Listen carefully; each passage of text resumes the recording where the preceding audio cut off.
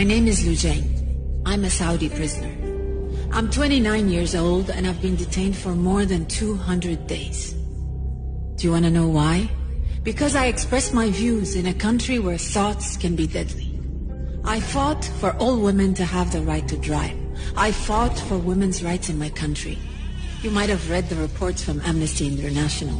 They accuse the Saudi government of torturing activists. I know these prisoners' stories so well because I'm one of them.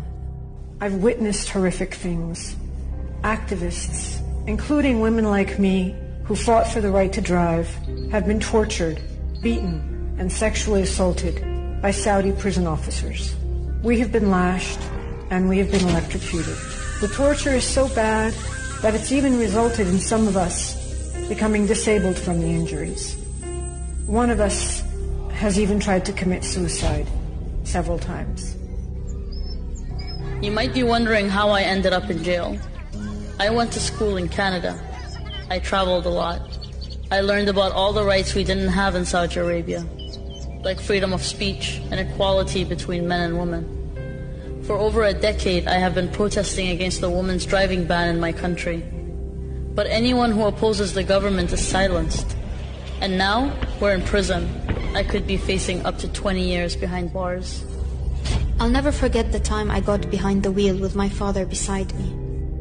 It was a simple protest, and I felt so determined to end male guardianship and fight for women's rights. But that opened the floodgates of hate towards me, and I got a lot of abuse. I wasn't scared though, I was more determined. In 2014, I used a loophole in the law to drive my car from the United Arab Emirates, where I was living, into Saudi Arabia. I remember the shocked expression on the faces of the Saudi border guards when they saw my Emirati driver's license. There was no law against me using that license to enter Saudi Arabia, but I was arrested and jailed in Saudi Arabia for 73 days. I learned a lot when I was in prison.